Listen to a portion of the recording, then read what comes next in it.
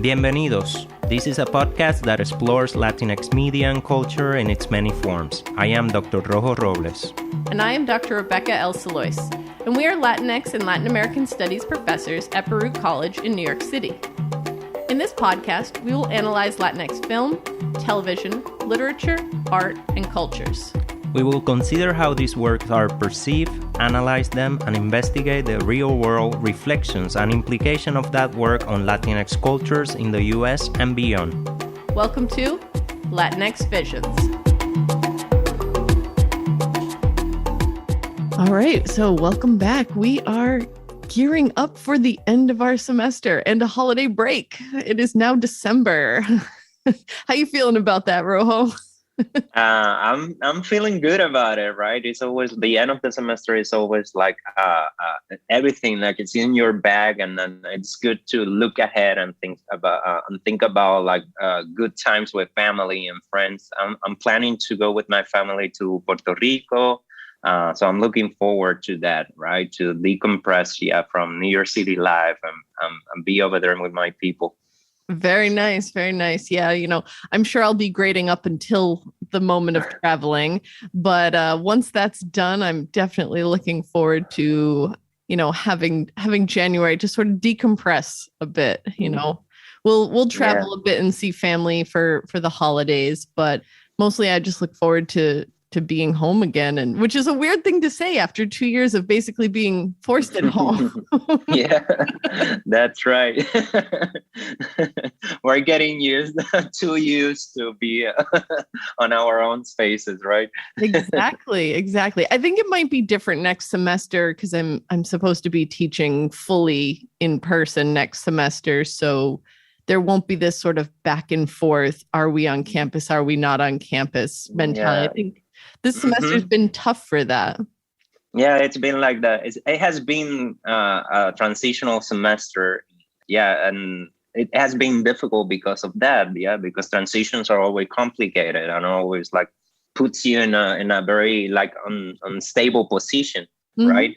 So yes, I'm also looking forward to starting a new semester on through a different dynamic. Yeah, hopefully like things will stay safe for us here in New York and hopefully for all over the world. Yeah, but yes. Definitely it's something to look forward to, kind of like more steady times. Yeah. Sure. Yeah. And just sort of being forgiving to our students as we're wrapping up the semester. If we're stressed, they're feeling it too. So we have to keep that in mind. Yeah, definitely. And we'll be looking forward to a new semester, but also a new season of Latinx Visions, because today marks our season finale of season 1. That's right. So welcome to our season finale episode. This week, we wanted to go beyond Latinx creative media and look to our community. Yeah. In this episode, we're going to be bringing you another interview. We actually recently had the opportunity to sit down and speak with Lorena Kourousais, who is the executive director at Mixteca, which is a community organization located in Brooklyn, New York, which is where we both are located. So very exciting. Yeah. And before we play that interview for you, we will give you a little bit of background on the organization and their mission statement. And at the end of the episode, we're going to recap our thoughts on the interview and include a list of recommendations that's maybe a little different than what we do in the past, but it's more recommendations on how you can support Mixteca.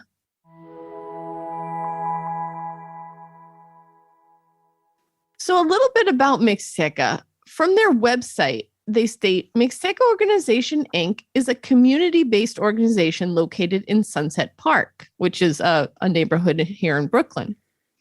It was established in 2000 by a group of concerned community members to address critical needs in health, education, social and legal issues facing the burgeoning Mexican and Latin American immigrant community in Brooklyn. Yeah, the beginnings of Mixteca can be traced back to the story of HIV/AIDS in the United States. While the distribution of information about AIDS was on the rise in the United States by the mid-90s, immigrant communities, especially Latinx communities, still had high rates of infection and a general lack of ignorance of the disease. In fact, New York City was one of the areas in the US with the highest number of Latinx people infected with HIV and AIDS. Yeah, in 1991, Dr. Gabriel Rincon he recognized the lack of information available in Spanish, and he decided to take action by organizing talks about HIV/AIDS and its risks, forms of prevention, and treatments. In the year 2000, together with Facundo Mendez and Alejandra Rodriguez, Rincon decides to formalize this activity and obtains official status for Mixteca Organization, Inc. The thought was that a non-governmental, nonprofit community center makes the work more efficient and achieves the greatest impact in the Mexican and Latin American immigrant communities in Brooklyn. Mixteca is a meeting place for people of different origins who are looking to create a community where thousands of Latino, Latina, Latinx families can find support, information, and the resources that permit them to progress and navigate New York City. I love that. Yeah. Again, according to their website, they state Mixteca's mission is to empower the Mexican and Latin American immigrants of the New York area by providing them access to services that enhance their quality of life and will allow them to reach sustainable social and economic development. We offer a variety of programs and services that respond to the specific needs of immigrant families and aim to build a supportive environment for the growing Mexican and Latin American immigrant community. So that's just their mission statement itself. Mm-hmm. This is just a brief overview of the organization, but our interview with Lorena reveals so much more about what Mixteca has done, what it's doing right now, and what their plans for the future are. So without any further discussion, here is our interview with Mixteca's Executive Director, Lorena Kourousais.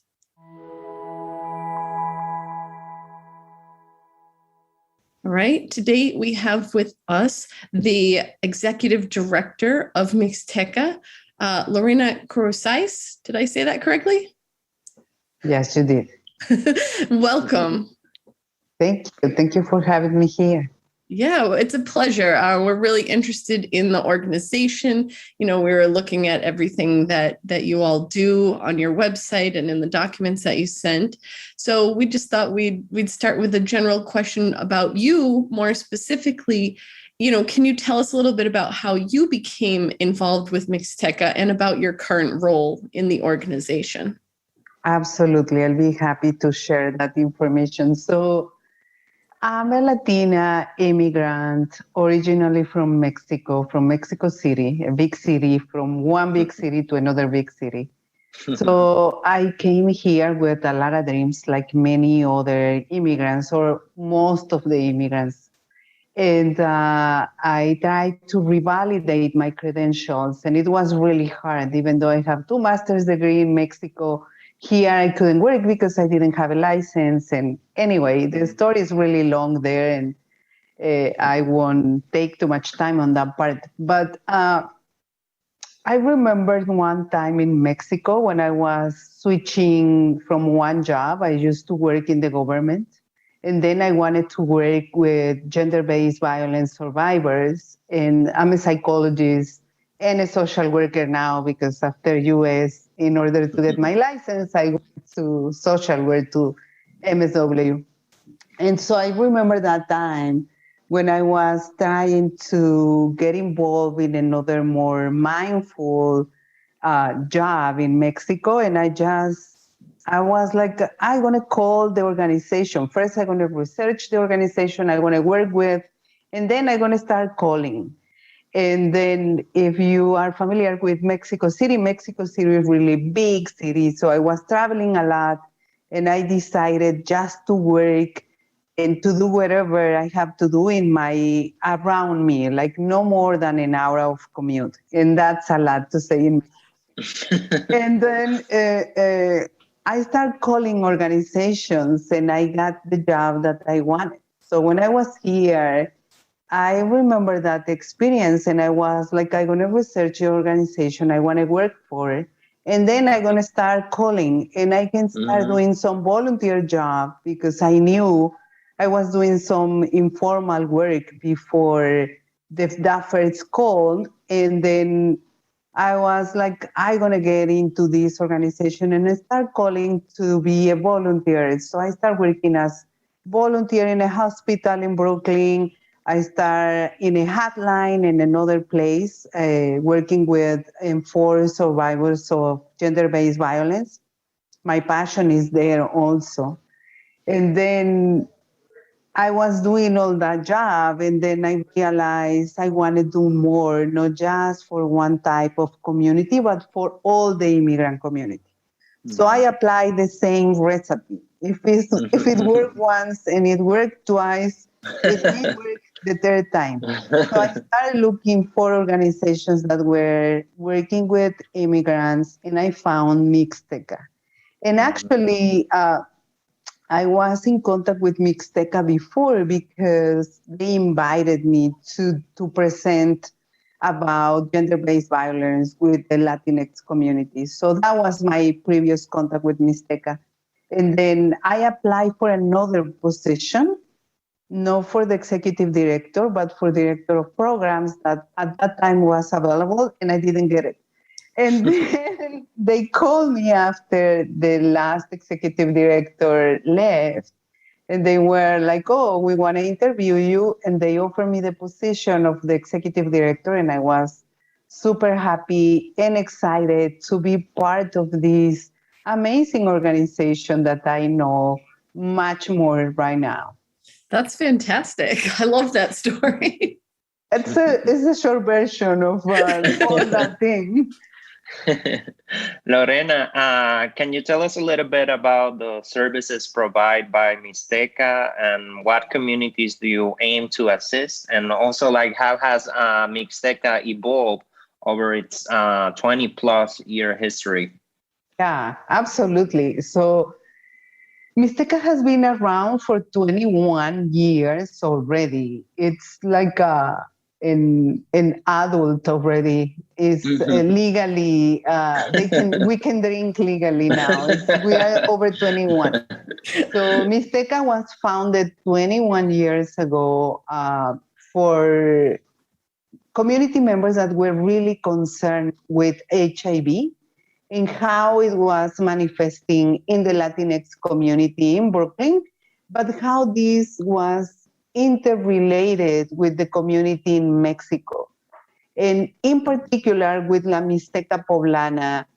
And it just happened that the founders were from that area in Mexico, and they were really familiar of many cases of HIV in the rural communities and also here. So they saw that big issue and they tried to do as much as they could at that time. So they start creating this organization. And this organization started with health or supporting the health from the community, and then it became extending. Health still one of our main and core programs, health, and we've been working a lot on community health. We are really interested not just in the medical field, but how the Latinx community relate with health or don't relate with their own health, the issues that we have around. And what we do in that area of health is exactly trying to build this community or these bridges between the medical field and the community. So we have things like tacos, tortas, and testing with COVID. When COVID-19 hits and hit really hard to our community, we knew, or the organization, I wasn't there at the beginning, but the organization knew already what to do when those things happen. It's like, it's a health crisis, what we can do to be together and to find ways to bridge the services to our community that we know is most of the time left out from the general conversation, because it's really hard. So Mixteca is really good on reaching out the Latinx community. I always say we don't do outreach. The community is usually reaching out to us to address some of the needs they have. So it's health that we continue with the program. After they start working on health, they realize our community needs some services in mental health. And then they create two programs, which is one for, at that time, were one from women survivors of gender-based violence, and that's why I got connected and excited and invited at that time. And the other group is for people that have some interaction with the legal system, criminal system.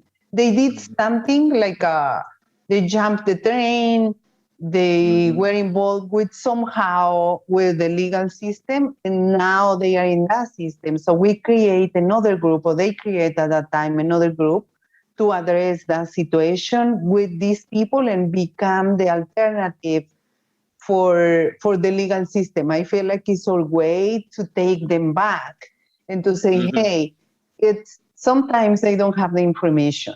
They didn't know if they jump the train, they're going to be involved in the legal system, in the criminal system. And other times, they have some beliefs, some ideas they carry over from their own culture, and they do it here, like maybe related to education of children or the way they relate with their partners. So we can do something about it. So that group, those two groups are really, really amazing because those are big groups. When I started researching about Mixteca, that was one of the things that impacted me the most. It's hard to work with Latino men all over, not just here in US, in Mexico too. And I was really impressed when I saw these big groups of 20 or 30 people, 30 men attending the workshops in the groups and the support group. And I was like, okay, that's something interesting. So that's another part of the mental health. We use some healing techniques as well, because we know it's the way that our community connect with the mental health. We see or we hear health and mental health, and immediately we put a barrier there and we say, oh no, it's not for me. I'm not crazy. I'm not sick. Si me voy a morir, que sea por algo. If I'm gonna die. So I won't take care of myself.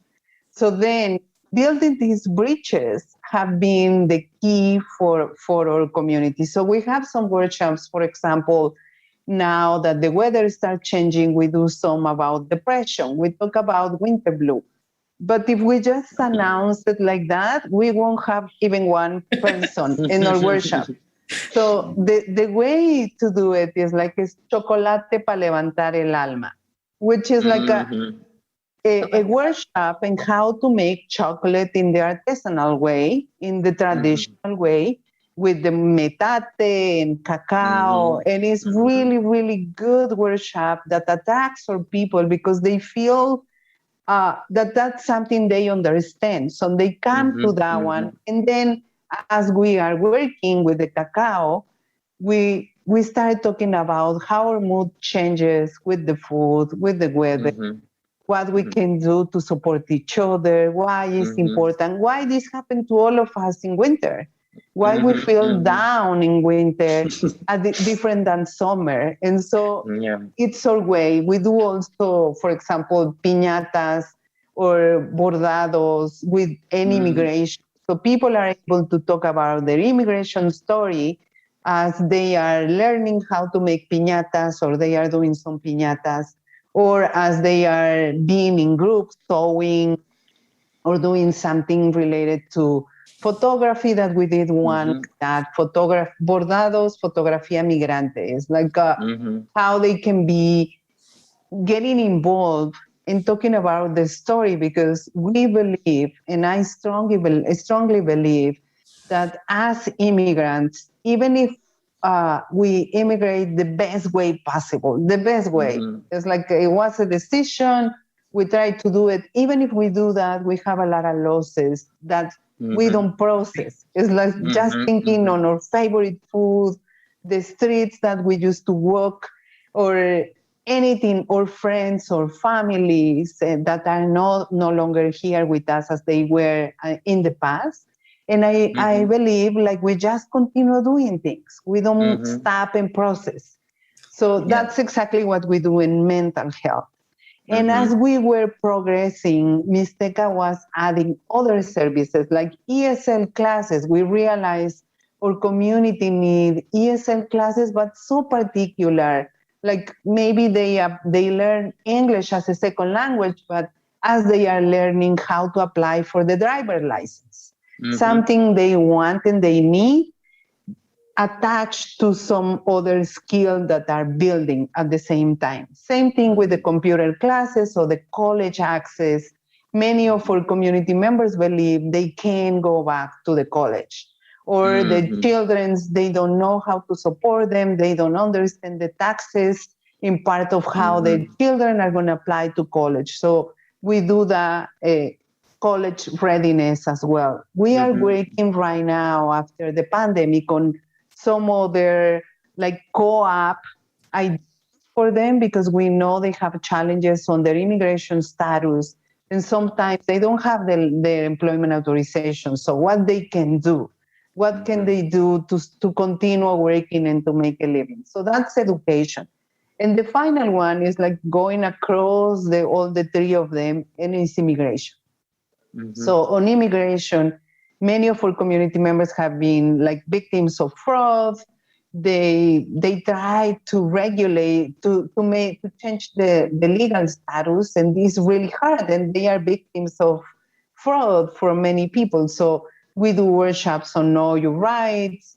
We have two important groups there. That is, one is the advocacy group, and the second one is the youth advocacy group. We realized that the second generation that were born here, they don't know how to manage between these two worlds. It's like sometimes they live like they don't have employment authorization or regular status here, but they are the ones, like they become the parents of the parents, because they are the ones that have to translate. They are the ones that have to let them know wherever, and then they become isolated, because in order to become part of the world they born in, they have to act some certain way. And in order to be part of the Latino community, we have to act in a different way. So we work, this is the youth advocacy group, helping others to get into the resources available for their parents. And I always said, working at Mixteca is like you're always going to find someone that reminds you, your tío, your tía, someone that reminds you some familiar person in your life. And that's really a key. We work at Mixteca in the intersection of those four areas. So we don't work like health and that's it, or immigration. We combine them. It's like, I think the immigration and sewing class is a perfect example of that one. Or we used to have one on learning about your rights through a different workshop, painting workshop, or that's our way to work with the community. And we are really good. We have been growing. Mixteca is growing really a lot with the COVID-19 and the social media.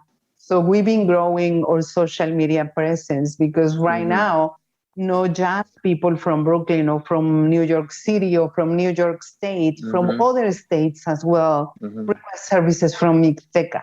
And that combination between for example, the mental health services, we have social workers with license, and we have people that are community workers. And that's the way we work here at Mixteca. Yeah, so it's about like incorporating their cultural knowledge, and also like promoting a holistic approach to all these services. Exactly, right? It's like really finding the way to find the strengths we have in our roots, then being with the indigenous roots and with different groups. And instead of saying, no, I don't want to be this person that is like marginalized in this society, and then I want to become this American person or live in the US, and losing the power and losing that history. So we got, like, there is... It's about embracing their own identity. Embracing who we are, what we are bringing, instead of feeling ashamed of who we are, because we know around us is a lot of shame and a lot of discrimination and a lot of things that happen to our community that is really hard. Also, it's super hard for some of our community members just to make an appointment with the doctor. Because during COVID, we experienced many things there, like they couldn't get medical attention because they were immigrants, and they say they don't say anything to me, but I see how they take in people with insurance, and because I don't have insurance, they don't pay attention to me, or they just make hard for me to get the services I need at that point. So COVID was really a turning point for many of our community members. And then we extend our services because our community need it. And we have another kind of a project with this rapid response. So we provide food for our community every Saturday, but it's also tailored in the same values and ideas. That means the food is food that our community is familiar with.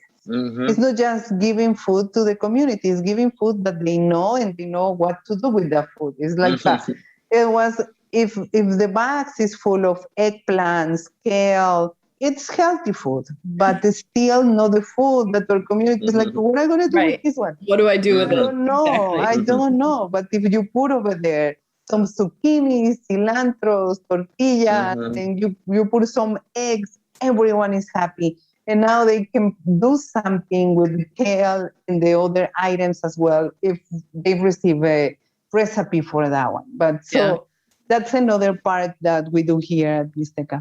I love what you were saying about for the youth engagement. I think a lot of our students will resonate with that idea of having to do the translation and interpreting for their parents.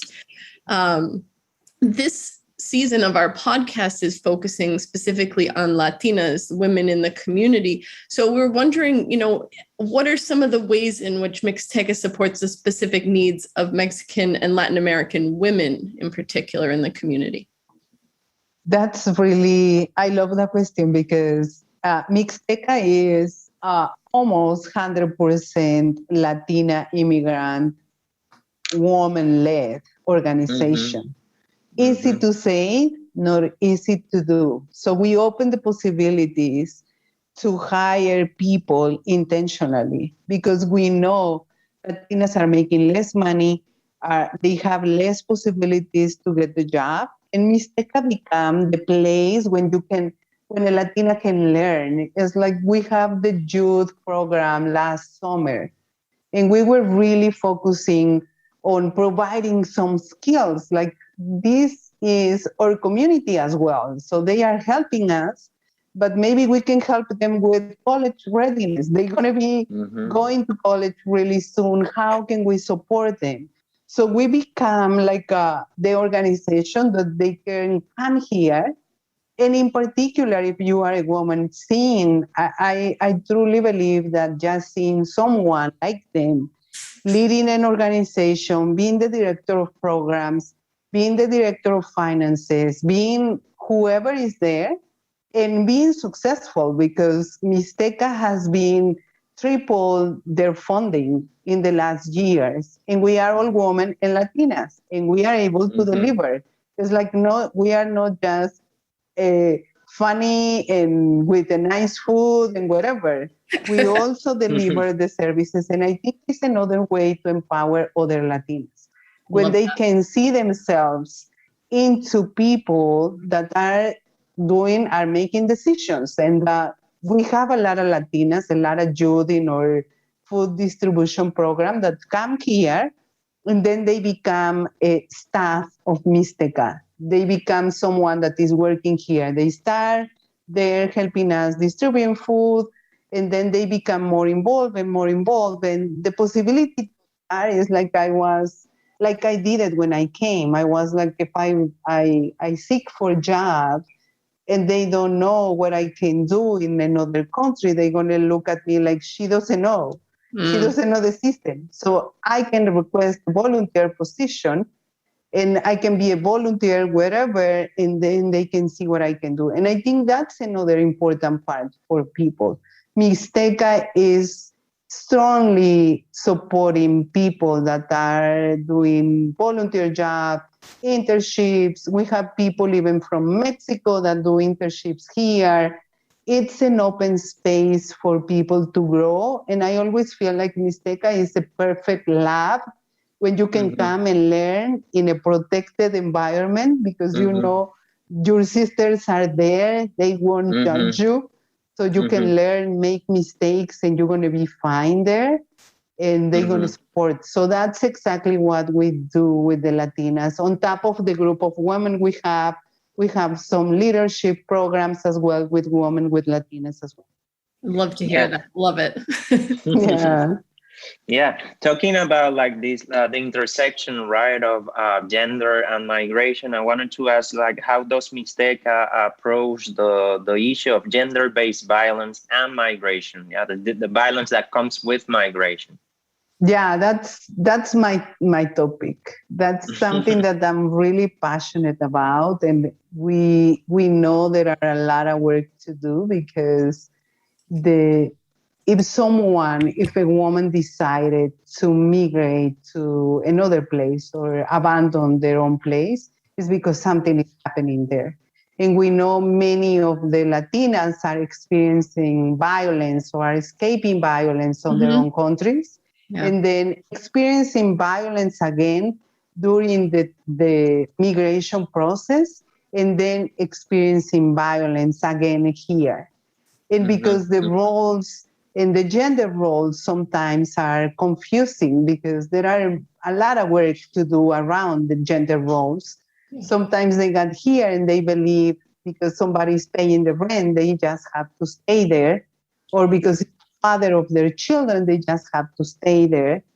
And what we do is a lot of workshops about gender-based violence, about self-care, about what can you do, but also about the resources that are going to support this woman, because we know that gender-based violence is not just one person being abused inside of their home. The environment is abusive. And as a matter of fact, before I came to Mixteca, I was working in some research related to the violence that women are surviving or experiencing when they are seeking for a job, which is like, I was looking into, I had this program called Artesanando, which was a way for survivors of gender-based violence to get in a job, creating some art and craft or something like their own small business. And then I was looking for information, and I couldn't find information related specifically to Latinas and sexual violence. And they were sharing experiences like, oh, I was looking for a job, but they gave me the job, but I have to do this and I have to do that. Otherwise, I'm going to lose the job. So this idea of I'm going to get to US and then be happy ever after, it's not the reality that all Latinas experience. So our job is also related on the intersection, what your rights are at job, what is abuse, and sometimes going with the basics, different types of abuse, because many of our community members understand abuse, just a physical abuse. And they don't see the financial abuse, they don't see the sexual assault during the marriage, they don't see the emotional abuse and another type of abuse that they can experience when they are seeking for a job. And then that's part of our job, like being aware of increasing awareness in our community of all these type of abuses and the resources available for them to leave the abusive relationship. And that's something that we do often. We have groups for women that are survivors or they are experiencing. We support them with resources in terms of going to shelter or finding another counseling services here or another place, or finding places. I feel sometimes like our office is a bodega. It's a storage place because we have diapers, we have clothes, we have food, and I'm like, that's not exactly what we do. But we know our community needs all those services. It's impossible for a woman to live an abusive relationship if they don't have the resources available. And that was one of my first questions. So I was so naive thinking like when I came from Mexico, I'm going to get to work in another place when all the resources are going to be available for a woman when they decided to leave. And I was in a training when I just arrived and I asked, what the real resources are, because if I ask for the resources, they can send me a list of resources, three pages or more. But I was like, I want to know the real ones, the ones that really are going to support this person to leave the abusive relationship. And they just laugh at me like, Gosh. How can I tell her like the reality is the same here in Mexico and Europe? Mm-hmm. Or survivors of gender-based violence experience more violence when they try to leave. That's a reality. For you to be able to come into there and say, okay, well, this is important to me. I'm going to help create these resources. And I think that's fantastic. You talked about the volunteers that you have that sort of move up and get hired by Mixteca for more permanent positions. Can you talk a little bit about your staff and your volunteers? Like, how did they help the organization thrive? I mean, I feel like you've mentioned many things that the organization does, but I'm interested in knowing how the different volunteers and staff help with that. Yeah, for example, we have one group, it's called the Promotoras Group. It's a leadership program we have. There are members of the community, they become involved in this leadership program for 3 months, and then they become a promotora. They are the ones helping us to go to places and to neighborhoods that maybe they won't accept us. But they are part of those communities, indigenous communities, LGBTQ communities that maybe have been more damaged, and so they don't trust even Mixteca, so they are the one helping. So right now, in that process, we have some promotoras that become staff members. So, and they are the ones knowing the community, knowing they are part of the community. Most of our staff live in Brooklyn. We are based in Brooklyn. Most of our staff live in Brooklyn. I don't, but many of them, they do it. So they are part of the staff. And we have people that are documented. We have people in our staff. We have people also that are part for the workers' cooperatives. And they are staff members. We find a way to bring those resources, and not because we are nice and good people. No, because we act what we said we're going to do. It's intentionally working that way to offer that possibility. We also have a person who was in the advocacy group and now is a staff member, because they are really passionate. If you speak with other people at Mixteca, you want to hear, and the reason why you work at Mixteca is because they are passionate about what we are doing, because they are part of the community, because they want to change the community we served, because as we change other people's life, we also change our own reality, and we see what we wanted to see in the Latinx community. We want to see an organization that is welcoming everyone, that won't judge, that is going to treat you with respect, with all these values that we used to have in our pueblos, in our little villages, that you know where to go, you know how to ask. We become like that. Mixteca, we said, is the second home of the Latinx community, because they can come here and stay. And we have, for example, one children, he was like 12 or 11, and he came initially just to print some stuff. He's a neighbor, and he's like, oh, can you print this for me? It's for school. And sure. And then he came every single day. And he was I want to help you answering the phone. No, I want to answer. And he's a kid. And I'm like, okay, you can help. How about if you help us packing masks or packing something else or flyers? Because maybe the phone calls are a little hard, but he was like really getting involved. It's like you feel like you are getting something from the organization, you want to give it back. Exactly. So all our staff are members of the community, are immigrants, are women. They have been involved. We used to have one person that started being here with her mom when she was 7. And then she was our administrative assistant. And I'm happy to say that she found another job now. She's finishing college. She found another job and she left. But she stayed with Mixteca for many, many years until she was like ready to go to the next level. So another part that we intentionally do is to look at the salaries and to offer the best salary we can offer for the person that's coming up. We know we have to do more work because, funding for Latina organization is not easy. It's really hard. Yeah.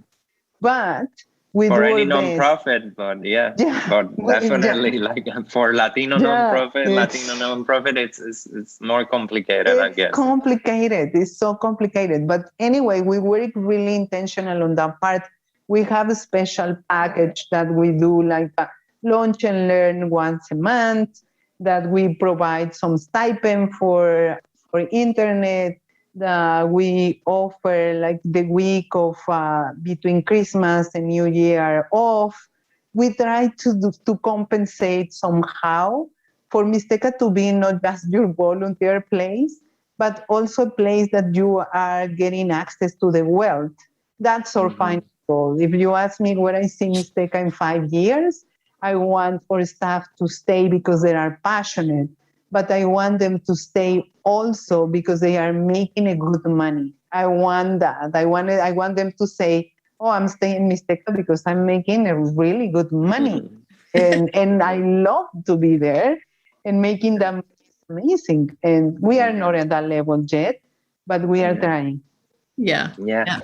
Talking our podcast name is Latinx Vision, and our idea is also like to showcase visions for the future. And you started like presenting some of those like positive changes. But I wanted to ask formally, what future does Mixteca envision for Mexican, Central American, and Latinx people in New York City?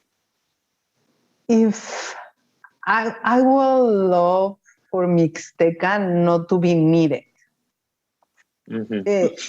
Because it's like if they don't need our services, that means the government is doing what they have to do.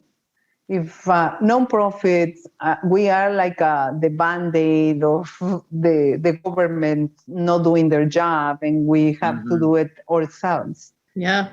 But I would love for our community to be respected in terms of how we move, how to organize, and how to demand what is all right to have. In that terms, like not to need to be in the program that is going to support you to know your rights because you know your rights, because nobody is like violating your rights in that sense. But that's my ideal dream, my idea. And then my goal is for Mixteca to, in like a really tangible way, to have a building when we can have all the services. We try to offer the space as welcoming as possible, but we have limitation. Like the sound is not the best. So I really want organizations and our people to receive the quality of services they deserved, no less than that. It's like if you are attending counseling services, you receive the counseling services not just with someone that knows you, knows your culture, is going to do their best to support you, but also in a space that is beautiful, that is like when I enter to those buildings from the government for a training, I'm like, wow, I just can't imagine Mixteca here with all this view from the river, with these intelligent elevators, with all these things. And I'm like, we cannot have access to this one? Why the wealth? I mean, I know many whys, but it's like, how can we address those whys for us to access to that quality of services? That's my vision. And I think we can do it. And another part is like really pushing education. If this is going to be listened by youth, it's like the percentage of PhDs in the Latinx community is so low that when you see the graphic, you need like a magnifier glass to look at. Yes. It's like we need to be on the table to make decisions, and we won't be able to do it if we are not in the politicians' seat, into the researcher's seat, because that's another part. There is a disconnection, and I'm sorry to say that. I know you're from CUNY, but there is usually a disconnection, and that's why I was so happy to be in this podcast, because it's usually a disconnection between someone with the last name, like wherever, trying to learn and to support our community. And I'm like, we can support each other. You just don't open the doors for us to do it. It's like there are so many barriers for us to be in there. So important for us to be in the academia, to be leading organizations, to be taking more seats in the political possible seats that we can get. And in that way, we're going to transform the way. And I think sharing our stories is powerful. It's like that's why I honestly receive a lot of requests. Can you help us? Can you? And I'm like, usually pass them. Like, I passed this one. And when I read yours, I was like, yes, I want to share the story of Mixteca with people that can see themselves in Mixteca, can be the next EDs, can be the next assembly person, can be the next president, can be the next director, dean of the university, can be the next person that really can see. And the part is like they are not alone. And we are not alone. We are able to accomplish what we had accomplished now because others have been working really hard for us to be here. So in that term, it's like, how can we work hard to do our part for the other ones that are coming behind us? For the teenagers, the children, the people that are, the elderly that also wanted to go to school, because I think that's also important. It's like, I'm going to complete my PhD, even if I do it in wheelchairs. So I don't care. I'm going to do it. It's just like, I think it's a mission that I have because I feel like it's part of my responsibility, my social responsibility of doing it. And because I like academia as well. So, and I love that, that idea of kind of like having us join these two communities. They don't need to be exclusive of one another, and they shouldn't be. And that's part of what we're trying to do with the podcast as well. So I am very excited for our students to hear this episode and maybe reach out or anything to you all. Before we wrap up, because we appreciate you stayed on with us so long, is there anything that you wanted to add that we didn't ask about? I mean, I feel like you talked about a lot, but I just want to give you this opportunity if there's something we didn't mention. Maybe the part of the community. We have one community fridge outside, even though I think I touch a lot about community, but the community support, one that I learned here is I don't have to be volunteer for 9 to 5 days a week. I can volunteer 1 hour of my time a month. And when I realized that hour can be impactful in the life of other people, and is also to build up my community, that it's really more appealing. And a perfect example of that one is our community fridge. So we have a community fridge outside our organization, and people take and pour stuff there the entire day. I feel like that fridge tells the story of our community and the way that we can support each other and how we don't need to be wealthy to donate a package of tortillas or something or a leftover dinner. Sometimes I'm like, you can wrap nicely your leftover dinner with care and love and put it in the fridge, because we have people living on the street that are going to be really happy getting a home cooked meal. So you can do that part, and that's impactful. So maybe being aware of the impact we can have, and that doesn't have to be transformation. Radical transformation start for small acts, like constant small act of kindness and to care for mothers. And that's what I will say in terms of the community. And I think as Latinos or Latinas, we have all that community. We just, in this system, sometimes we forget who we are, but we are so used to that one. We have that in our bodies, just like to reactive, just to push the button and it become again. And that makes us really happy. It's like I see the volunteers being so happy. I saw people opening the fridge and saying, they took the pizza I brought last night. Oh, and yeah. I'm like, of course. Lorena, if our listeners or our students are interested in volunteering, what can they do? Yeah, what are the steps to be a volunteer at Mixteca? They can log into mixteca.org, and there are volunteer opportunities there. They can fill out a form. They can get in contact with us, or they can call us. But I think they follow us in social media. We always post over there, Instagram or Facebook. We are a lot on Facebook because our community is on Facebook. The younger community is in Instagram, but the elder community is on Facebook. So we are between those two words, Instagram and Facebook and Twitter and wherever. But find us, Mixteca Organization Inc. or Mixteca.org, and Instagram or Facebook, and they're going to find a way to reach us out, send us an email to our webpage, and we're going to respond to that one. And getting involved the holidays are coming up, and it's really a perfect place maybe to be part of the turkey drive or part of the pernil drive that we do for Christmas or wherever they... Oh, all right. Well, I think that is everything that we had to ask you for today. We really, really appreciate the time that you've given us, and we can't wait to share this episode with our students. So thank you so much again. I don't know, Rojo, if you had anything. Yeah, thank you so much. Yeah, I think you summarized it pretty well. Yeah, but thank you so much.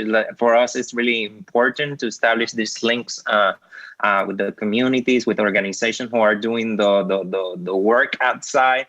Right, we're part of the Black and Latino Studies Department at Baruch College. So these are things that all these topics are part of our curricula and our classes, but it's important, and something that we want to convey to our students and our listeners is that also the importance of thinking beyond the classroom and thinking beyond the readings and actually engaging in a direct way. Yeah. With the community. So it's fantastic to have you here, right? And engaging in conversation with us. Yeah, so thank you so much. Yeah, gracias. Absolutely.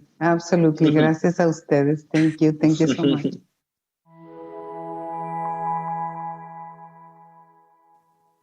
So Rebecca, what did you think about our interview with Lorena?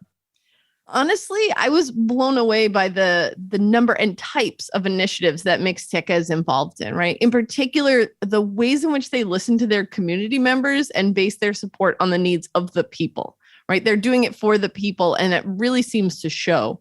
It's such a diverse collection of resources, physical and mental health resources, adult education, immigrant rights, all of this. And I was especially impressed by the ways in which they have responded during the last 2 years with all of the unexpected changes that were born out of the COVID-19 pandemic, sort of having to switch on a dime like that. What about you? So I'm really interested in the way they incorporate Latin American cultures as part of their community service. They're instilling the idea that you don't need to erase or hide your cultural formation to be in the city and the U.S. at large.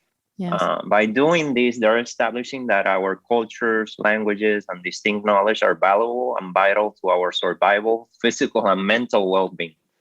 I also thought that the way they framed difficult conversations around topics like mental health was brilliant.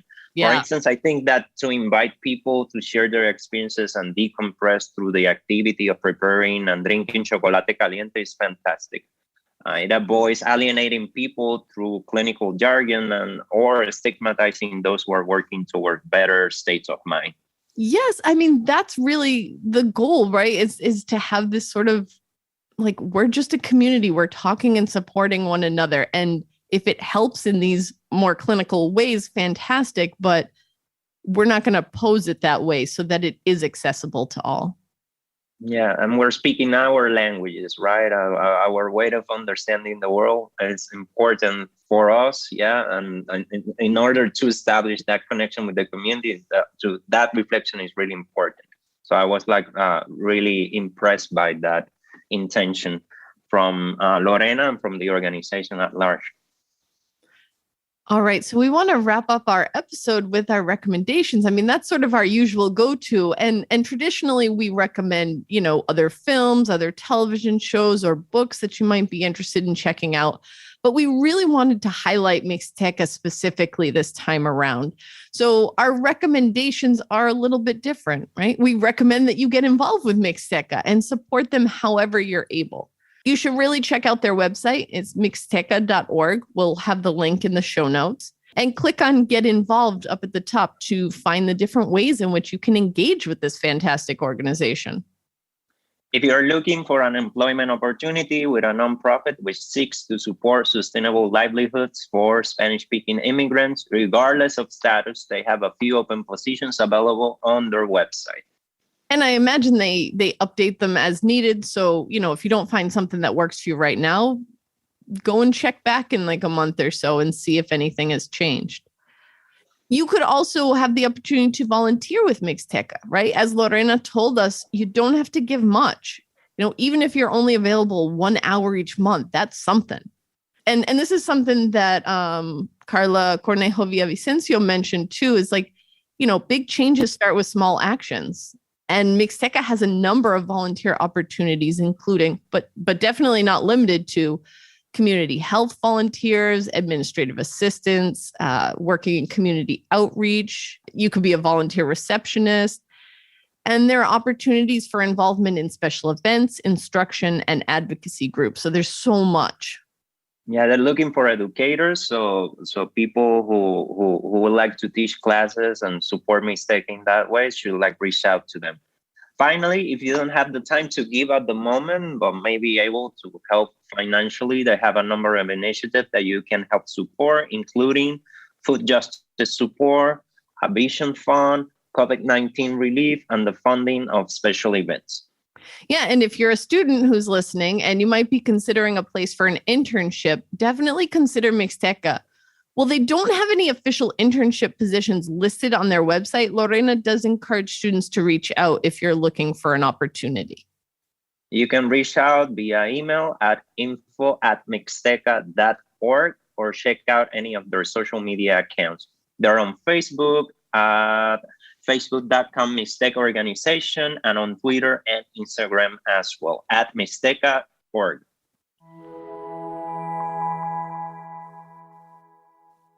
We hope you enjoyed this episode and that it inspires you to look into the ways in which you can be involved with Mixteca or your own local Latinx community organization. Thank you for joining us on our first season. What do you think? Share your thoughts with us. Follow the podcast on Twitter and Instagram at Latinx Visions. You can send us a message on either of those accounts or email us at latinxvisions@gmail.com. We plan to include feedback and reactions in our season 2 episode. So we will have a little bit built up by the time we get to that, and we'll sort of include that in our episode wrap-ups.